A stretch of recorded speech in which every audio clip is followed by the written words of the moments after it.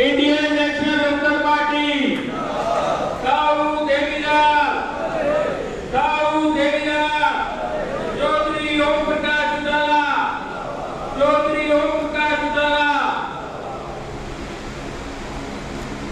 बहुत बहुत धन्यवाद।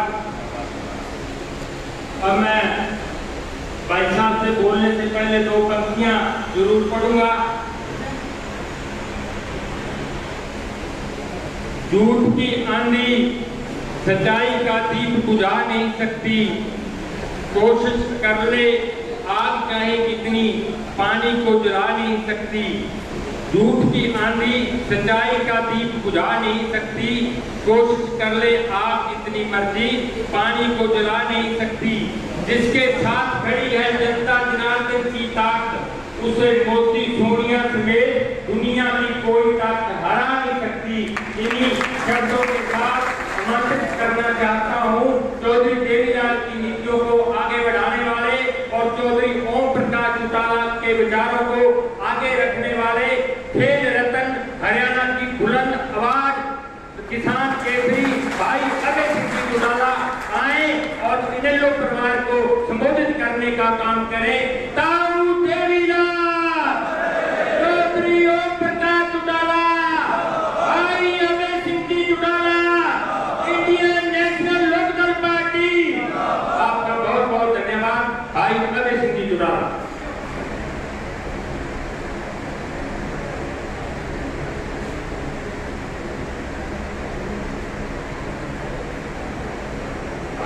सम्मान के योग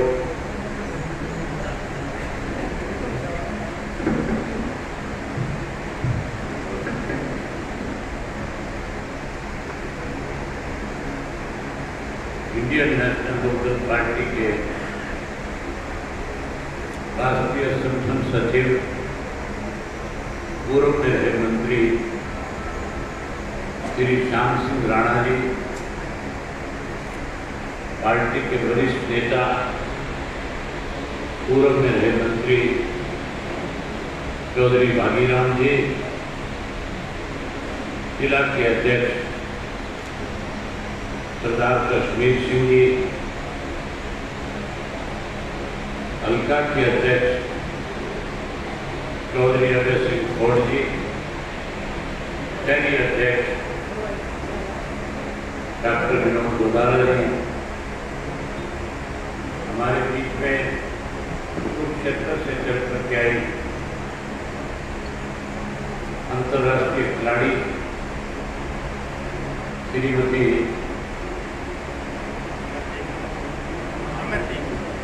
अमरजीत कौर जी,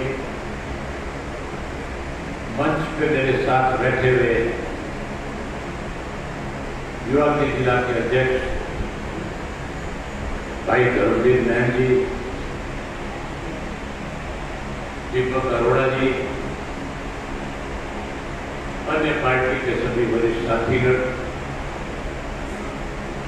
आज की इस सम्मेलन में आए हुए आदरणीय बुजुर्गों, नौजवान साथियों, पत्रकार छायाकार दोस्तों,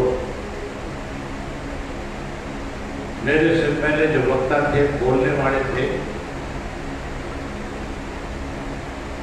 उन्होंने आपके बीच में आज के हालात में खुल करके चर्चा करी, एक एक बात आपके सामने रखी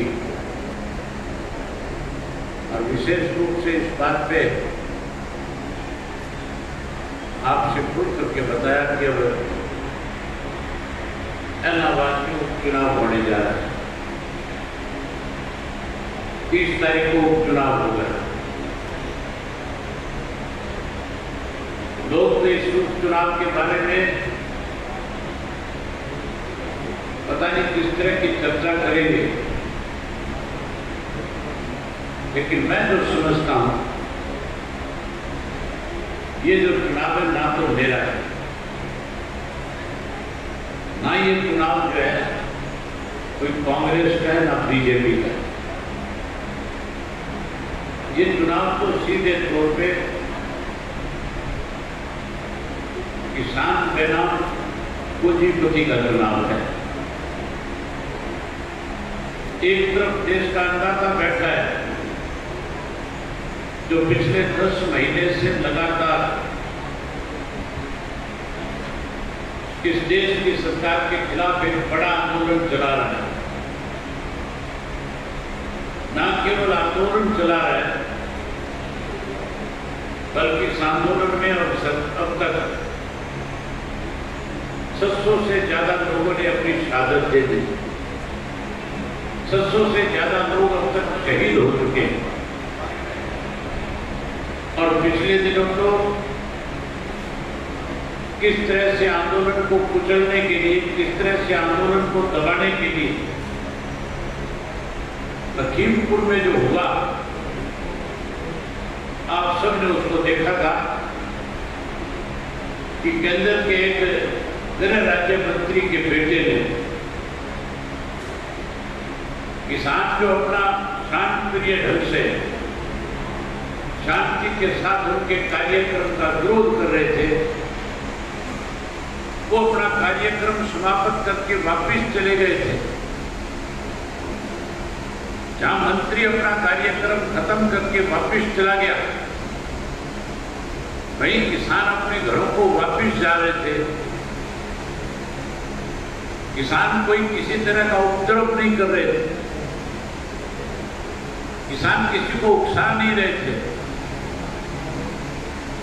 उन निहत्थे किसानों के ऊपर से उस मंत्री के बेटे ने जिस तरह से गाड़ियां चढ़ा करके 5 किसानों को कुचलने का काम किया, मारने का काम किया, दर्दनाक घटना जिस किसी ने भी सोशल मीडिया पे देखी होगी, उस व्यक्ति के उस वक्त रोके खड़े हो गए। किस तरह से सत्ता में बैठे लोग सत्ता के नशे में दूर होकर के शांति के साथ आंदोलन चलाने, लोगों को दबाने और कुचलने का काम कर रहे। इसी तरह से आज अहमदाबाद में भी जब किसान भाजपा के नेताओं का विरोध करते हैं तो फिर उनके खिलाफ मुकदमे दर्ज करके उनको डराने और धमकाने की कोशिश की जाती है। साथियों, इस चुनाव में बहुत अलग अलग चेहरे आपको देखने को मिलेंगे, अलग अलग बातें सुनने को मिलेंगी। पिछले 3-4 दिन से लगातार कांग्रेस पार्टी एक प्रचार में लगी हुई है। कांग्रेस के नेता बारी बारी एक ही बात कहते हैं कि अभय सिंह ने इस्तीफा दिया था और इस्तीफा देते दिन ये कहा था कि मैं तब तक इस विधानसभा में नहीं आऊंगा जब तक कि किसी के दिनों काले कानून खत्म नहीं हो जाए। केवल लोगों को बरगलाने के लिए इस किस्म की बात की जाए। मैंने जिस दिन विधानसभा से इस्तीफा दिया था, मैंने अपने विधानसभा क्षेत्र के एक गांव में जाकर के जहां पार्टी के साथियों से विचार विमर्श किया था, मैं गांव के आम व्यक्ति से मिलकर के पूछा था कि आज के जो हालात हैं, आज भी जब से कृषि के 3 काले कानून बना करके किसान को कमजोर करने की कोशिश की जा रही है, आज इस किसान आंदोलन को कहीं कमजोर करने के लिए षड्यंत्र रचे जा रहे हैं। क्या इस आंदोलन को मजबूत करने के लिए मुझे कोई इस तरह का फैसला लेना चाहिए जिससे आंदोलन को ताकत मिले? मुझे हल्के के एक साथी ने, चाहे वो पार्टी का था, चाहे वो खेती के व्यवसाय के साथ जुड़ा हुआ व्यक्ति था, उन सब ने मुझसे कहा था कि आपको ऐसी विधानसभा से इस्तीफा देकर के किसान के साथ जाकर के खड़ा हो जाना चाहिए। और मैंने 27 जनवरी को अपना इस्तीफा देकर के उस आंदोलन को मजबूत करने का काम किया। जब मैंने इस्तीफा दिया था तो प्रेस के लोग मुझसे मिलने आए और मुझसे पूछने लगे कि अभय सिंह जी, आने वाले समय में जब विधानसभा का उपचुनाव होगा तब आपका और आपकी पार्टी का क्या फैसला होगा? मैंने कहा आज भी ये जो फैसला था जहां पार्टी के एक साथी की इच्छा थी कि आंदोलन मजबूत हो, वही आम व्यक्ति ने मुझे ये कहा था कि किसान आंदोलन को मजबूत करने के लिए आपको इस्तीफा देना चाहिए। मैंने कहा जो जिन साथियों ने मुझे इस्तीफा देने के लिए कहा, अगर उपचुनाव कोई तारीख तय हो जाएगी तो मैं फिर उनके बीच में जाऊंगा, उनसे जाकर के पूछूंगा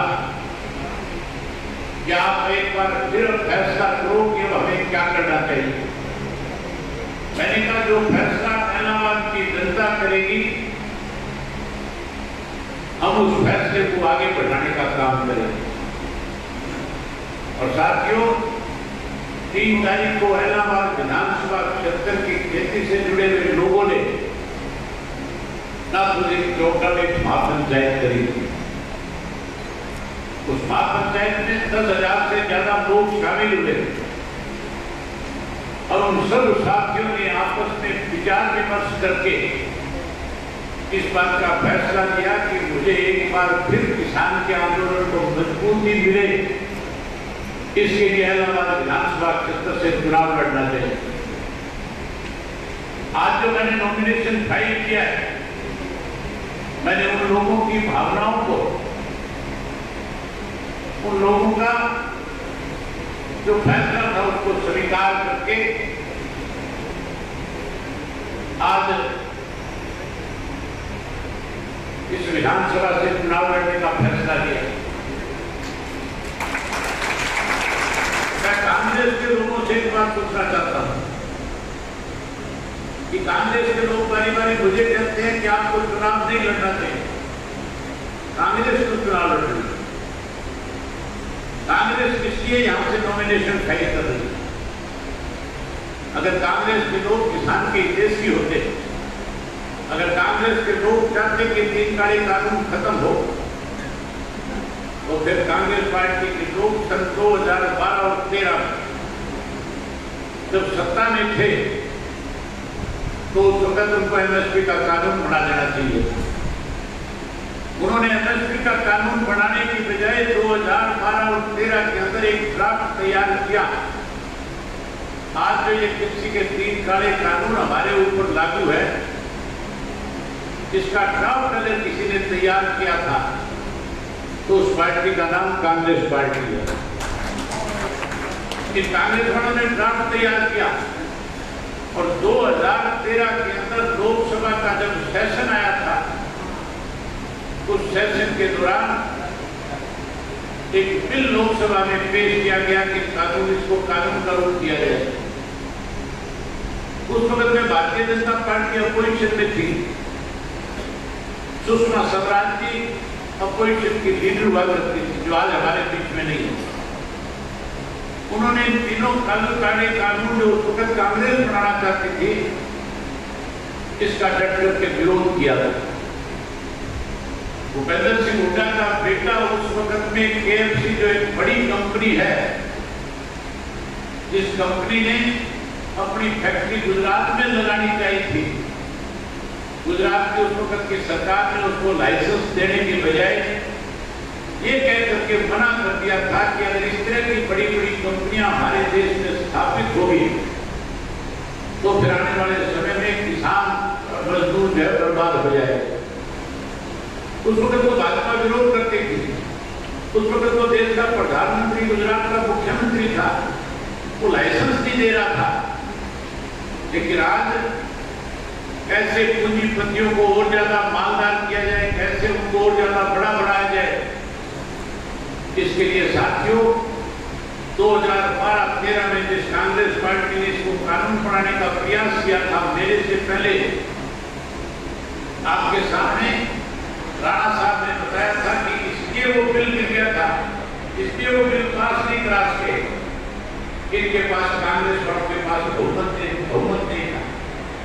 जो सहयोगी पार्टियां थी, उन्होंने स्पष्ट कह दिया था कि इस तरह का कोई कानून आप बढ़ाओगे तो फिर हम आपके पक्ष में वोट डालने की बजाय इस बिल को गिराने का काम करेंगे, हम इसका विरोध करेंगे। अगर बिल गिर जाता तो फिर सरकार गिर जानी थी, इसलिए उसको वापिस स्टैंडिंग कमेटी के पास भेजने का काम किया, ठंडे बस्ते में डालने का काम। और भारतीय जनता पार्टी के पास जैसे हुकूमत की सत्ता बढ़ी, उन्होंने तुरंत इन कानूनों को इस देश के अंदर अध्यादेश जाकर के और कानून बनाने का काम किया। जितनी दोषियां बीजेपी है इसके लिए, कांग्रेस पार्टी भी उतनी दोषी है।